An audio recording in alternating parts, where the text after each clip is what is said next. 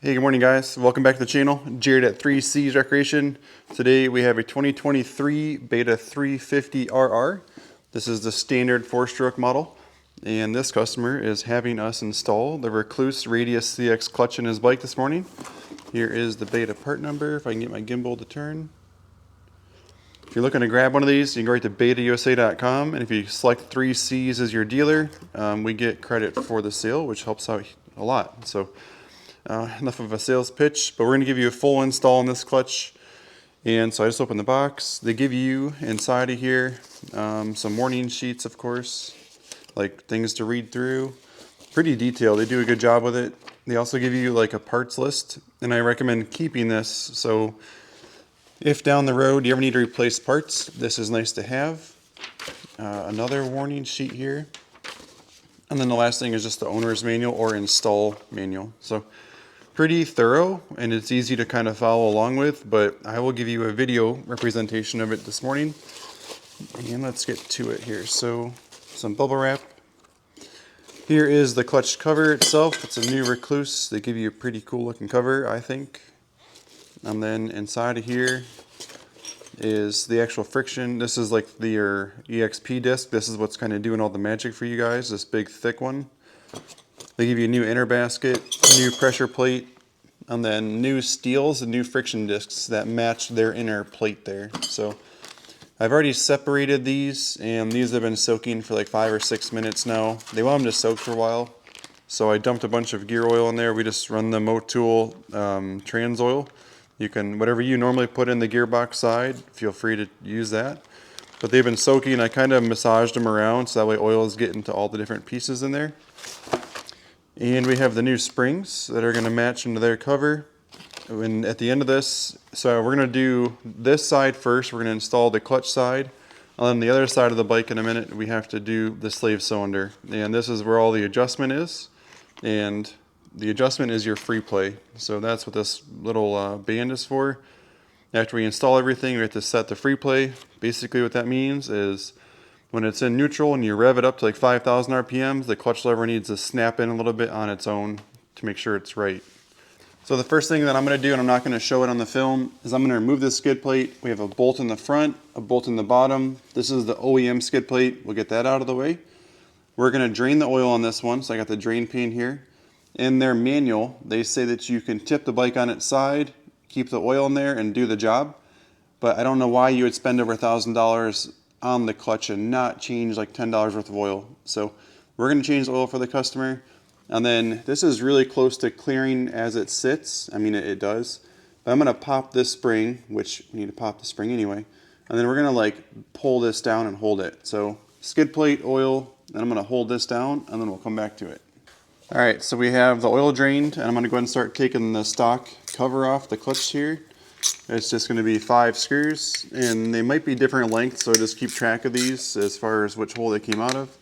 So whenever you go to reinstall, you do it properly. So I'm going to whip this cover off real quick.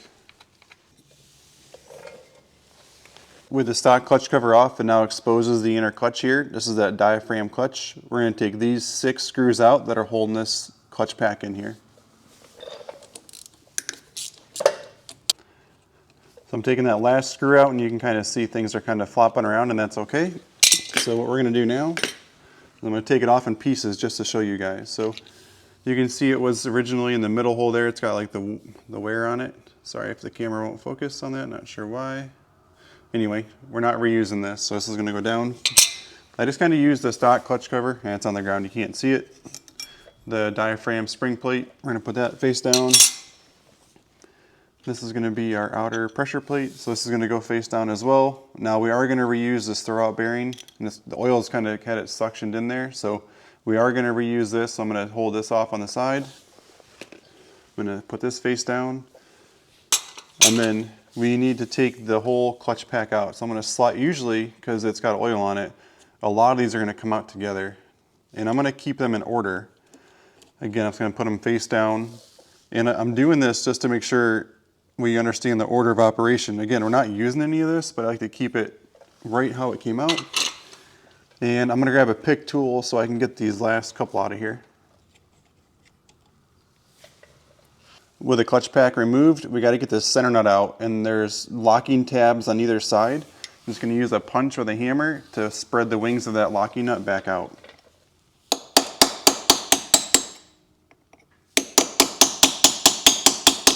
What I'm going to do next, I'm going to remove these 6 pins to get these out of the way. We will reuse these.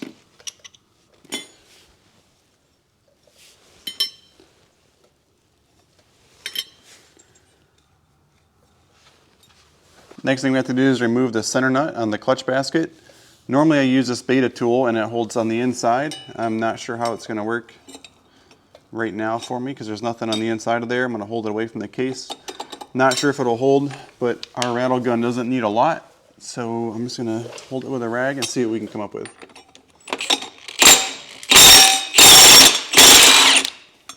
Okay, that was actually super easy, pretty effortless. So we've got the nut. I'm going to set that down. I think we reuse the center nut, but we do not use this locking tab washer because the inner basket's a different look to it. So we're not going to save this.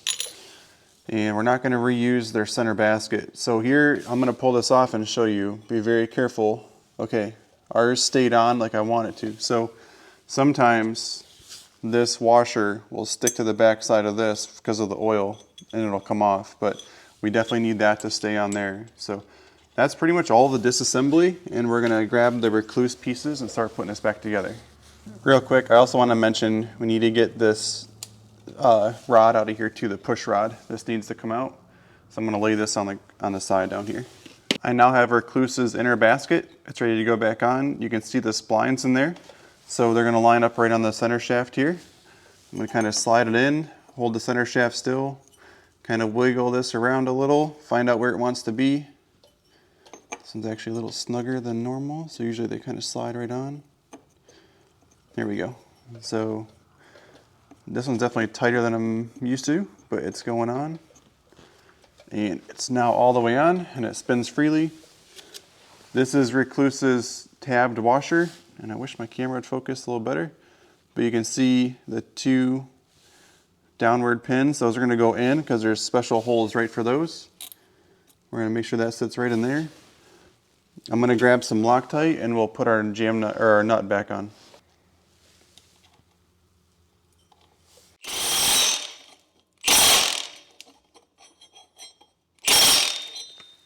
With the nut tight, I can now bend my tabbed washers back over.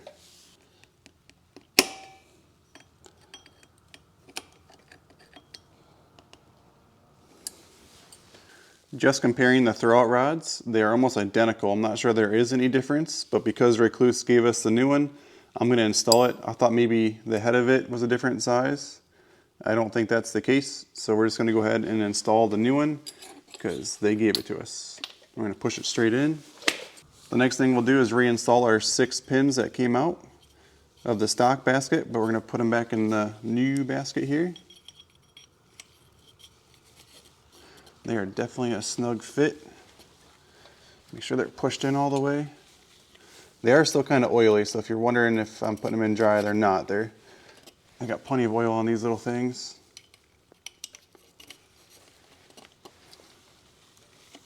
On the back of the installation guide, they give you a diagram of how these go back in. This is the clutch pack, so we're going to start with just one of the steels. I thought we would start with like a clutch fiber, but we're not. So it's going to go steel fiber all the way through, and then we're going to get to the end and do our EXP disc. When you're doing this, it's super important to make sure that we're using the longer sections of the basket. The beta clutch the outer basket has these shallower dishes out, but we don't use those. We need the one that goes all the way down to the inside to make sure that you do that. We have Rekluse's Core EXP disc. I'm also going to put a little bit of oil on this. I'm not sure that it's necessary, but I'm going to use some of the oil out of my bag here. Hopefully you can see, yeah, you kind of see what I'm doing. Just kind of rubbing some of this oil on this clutch pack. Super oily all of a sudden. We're going to throw it right inside of here. Spin it right there. So that's now on. And then the last thing is going to be on the outside here. And they have another pressure plate, and I'm gonna coat it in oil. They say it sticks better to this if it's got some oil on it, and my glove still has plenty of oil on it. So we're just kind of coating this down. You can see it's got locking tabs there. And before I can install this, we need to get our throwout bearing back in here. So this throwout bearing that we originally took out, it's ready to go back in now. Kind of walk it around a little, get it centered. And I'm gonna set this up on here. You can see what I'm aiming for are these 6 holes have to line up here with their inner basket. It's gonna kind of slide it on. And it's gonna feel kind of wobbly and loose, I think. This is normal. So what we're gonna do is put some pressure on it, and then we're gonna get our 6 new, let's get them here. We're gonna install these next.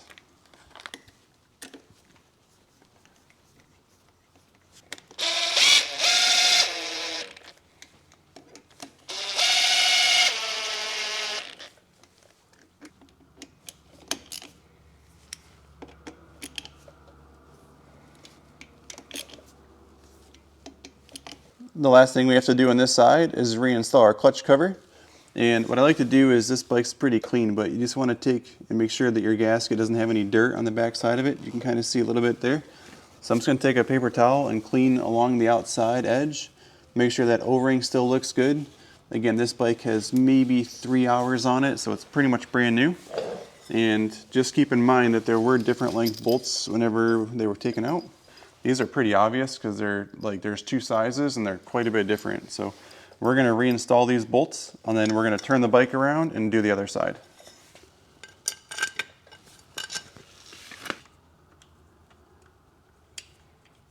Okay guys, I'm going to try to give you a bird's eye view right in front of me. So this is the new slave cylinder from Rekluse. You can see it's got the adjuster in the middle of it there. That's our Freeplay gain adjuster. Be careful, there's a ball bearing in here. We don't want to lose that. There's also a ball bearing in the stock one. This is the package it came in. Now this little spacer is meant for the stock plastic chain guide that comes down on the front here. We've removed that and put this on here. I am not sure if this is going to work. In the past, there was always part numbers specifically for the Rekluse slave cylinder, so I hope it fits. If not, we'll have to mess with it and try a different one. And then there were the new 2 crush washers that are going to go here as well inside of this packaging. So I'm going to set those down for a minute, because first we have to bleed the slave cylinder. I'm also going to take this gasket off so I don't get any clutch oil on it, or clutch oil. So let's take this off here, set it down. And what we're going to do, and they say to like pump this 7 or 8 times. So what we have to do is back this out. It's kind of stiff, so we're going to back it all the way out so we can see the O-ring. So right about there, I can see O-ring pretty well. Actually, I don't know, maybe that's too far. I don't want to hurt it. So we're going to go back in just a little, and I push this in as far as it'll go. Let's play with this for 1 second. So if I screw this back in, it's pushing this out. I can feel it, the cylinder inside of here coming out. And this is how we're going to bleed it. We're going to go back and forth with this. So I'm going to try to bleed it right here in front of the bike. I'm going to zoom you guys out a little bit. So we're going to dump some oil or some brake fluid right here. I'll show you what I use. We use the Motul 660. This is what we're going to put in this thing. So I'm going to crack this loose, and I'm probably going to spill some of this because I'm not sure I can. Let me grab a paper towel real quick, and we're going to put a little bit in here. It's going to be a mess. Okay, it's already full. Well, full as in it has not bled at all. So kind of trying to do this to give you guys a full tutorial. I'm going to screw it out, and I would assume that oil, so there's some air bubbles. I don't know if you can see those. Definitely had a couple air bubbles. I'm going to stop real quick because it's taking so much of the oil away. I want to put some more in here. Okay, there's my mess right there. Let me get this out of the way. You guys can't see anything. And the oil is way to the top. I'm going to go, there was a big burp there. So as I push this in, it's pushing that cylinder out, so it should be taking more oil, which it is. And some air bubbles are showing up. I think it's important to do this now, like they show in the manual, Some air bubbles there. Gosh, I like to get a little bit lower. Right about there. And I'm going to do this process 5 or 6 times back and forth. Once I get enough in there. Whoa. Okay. I've got cardboard underneath there, so we're okay. I'm going to go out a little bit further with it. Pretty much to where this is flush, which we have another couple. And I got to add more oil. So let's add more in there now.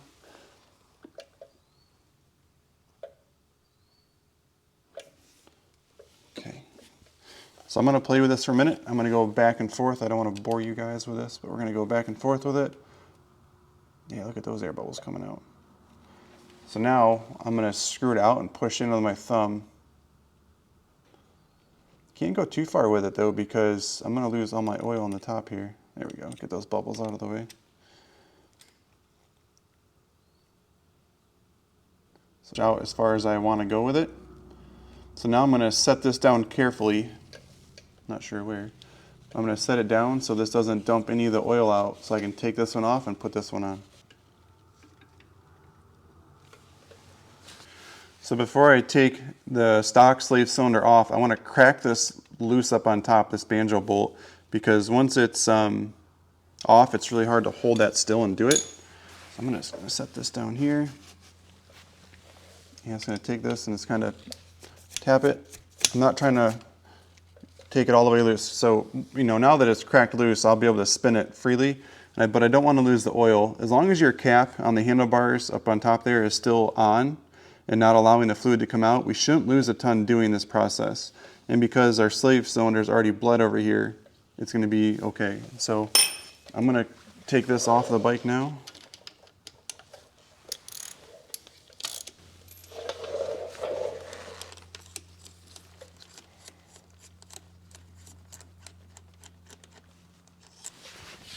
So the stock slave cylinder should, I don't want to say stick to the bike, but it isn't going to fall off in your hands. You can kind of wiggle this a little bit. That gasket's kind of on there, kind of holding it in. And because this bike has a couple minutes on it and a little dirty, I want to take my time to clean it up. I don't want any dirt to get in the back side of there. So what we're going to do now is I'm going to pull this off of here. If you were laying the bike over on the kickstand, it's up on the, I put it up on a moto stand now. But if the bike was tipped over, your transmission oil could actually come out of this cavity. Actually, let me show you. Like this bike over there. Check that thing out. Let me zoom in. That bike, you can see that pile of oil. It's because that slave cylinder's got a leaky gasket right there. So that's what would happen to this if we did that. Sorry about all of that. I think that's pretty decent there.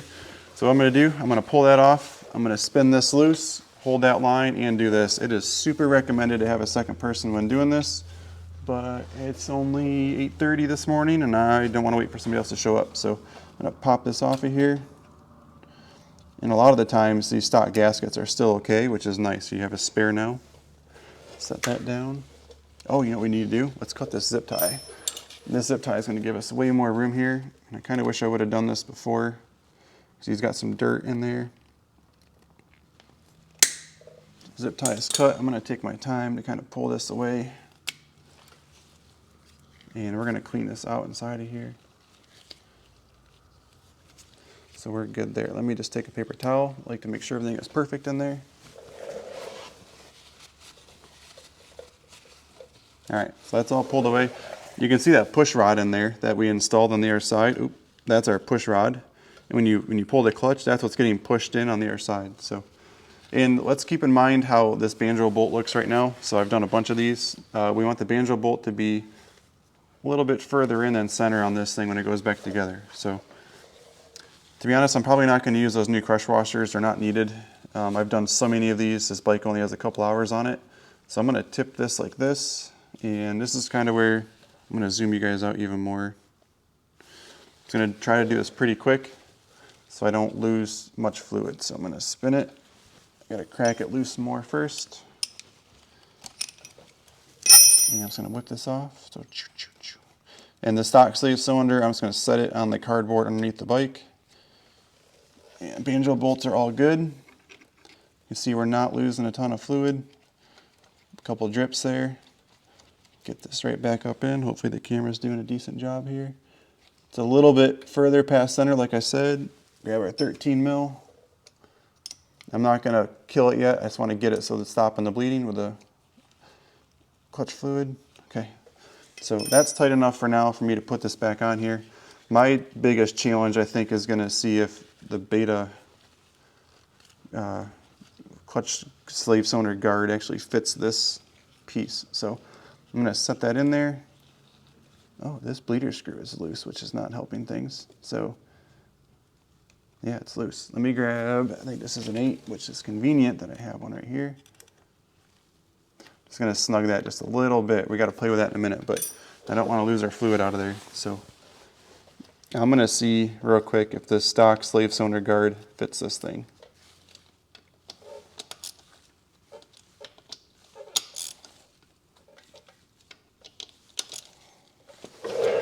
Okay, so that actually fit it really well. And before the customer takes it home, I am going to confirm that there's not a different part number.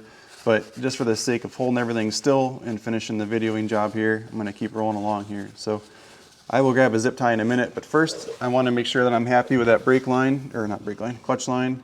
Seems like it's in a good spot. And now I got to give it the final tighten. Because like I said, I didn't tighten it before. I'm not trying to kill it. I just want to make sure it's tight. I'm happy with it. I'm happy with the angle. So before we're done here at the end of the day, we're going to throw a new zip tie on there for him. Try to clean up all my mess on the outside of his lines here. So now I just have to bleed it. So I'm going to go through the standard bleeding procedure. They give you a little hose, which is cool. And I've got a way of doing this too. But I'm going to throw an 8mm on here. And I'm going to crack the top and I'm going to bleed this for a while. So I'm going to work on that and we'll jump back to it.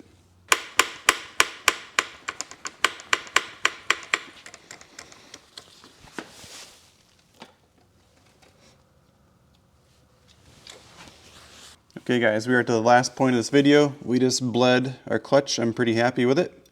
I did put oil back in the transmission side, so there's oil in the bike, and I did replace our zip tie up here. So we're pretty much back to the good. And I used some starting fluid and I cleaned up all the oil on the outside here. So I'm pretty happy with it. So the last thing we have to do in this video is called Freeplay gain. And I'm gonna try to set this in front. It's too close, but Freeplay gain. We want, when the bike is being revved, 1/8 to 1/4 of a clutch lever movement, and this is how you adjust it. And if you, if you're doing this, I'm sure you have this manual in hand. There's like 4 or 5 pages on this, and there's also break-in procedure. If you look here, rev cycles in neutral, rev cycles in first, and then rev cycles in second gear, and then checking it again. So here's the second gear stuff. Well, not revs, but 10 roll-on starts. And the Freeplay gain. So I'm just going to show you inside here real quick how to find the starting position. So I had a 300 two-stroke I bought like 2 months ago, and it was totally out of whack. And the starting position right here, it's like 1 turn plus 2 clicks is what they want it to be. So that might be the next page, hold on. And apologize. Right there, 1 full turn plus 2 tick marks. So I'm going to show you the starting position. I don't really have anybody outside to help me hold the camera this morning. I'm going to zoom out just a little. I think my hand might change so let's go here. So I still have it all the way out from when I was bleeding it. And I'm screwing it in super easy. And right there, I just felt it hit. So what that just hit was that push rod that we had put in there. That push rod just got tension on it on the clutch basket on the other side. So you can tell how easy this was going. And then right there, it kind of hit a spot. So now we have pressure on it. So it wants 1 full turn plus 2 clicks. So let's go 1 full turn first. They give you these nice notches. So you can see that notch there. Yeah, oh yeah, you can tell that I definitely hit pressure on the other side. So actually, there's so much pressure. Let's change to this side of the wrench. So we're coming around, we're like 3/4. Okay, right about there is 1. And then 2 more clicks. So 1, 2, not clicks. So you're not actually going to feel a click. Their clicks are just the notches. So it's still a smooth feel. So I feel like this is our starting position. I'm going to try to bring you guys outside with me and we'll check it real quick. So let's try that. Okay, so of course it's starting to rain right when we come outside. So we're going to check Freeplay gain. I warmed the bike up a few minutes ago, so it's been running like 2 to 3 minutes, which is perfect. And so I have not actually checked this, so it's good to do it. So we've got our starting position, and let's start it. And we're gonna come in and check out this clutch lever. So let the fuel pump prime here. Come on in right here, Chris. And it might be hard to hear me, but what I'm doing is I'm gonna take the initial, you can see that's just like the spring in there, this initial play. I'm gonna hold it against there. And we want like a little bit under 1/4 of an inch when I rev this bike up. Let me rev it up first. I haven't even. Okay, we're good. So we're gonna pull this in and then I'm gonna rev it up. Yeah, you can see that notch. It's almost perfect. Now let it come back down to an idle.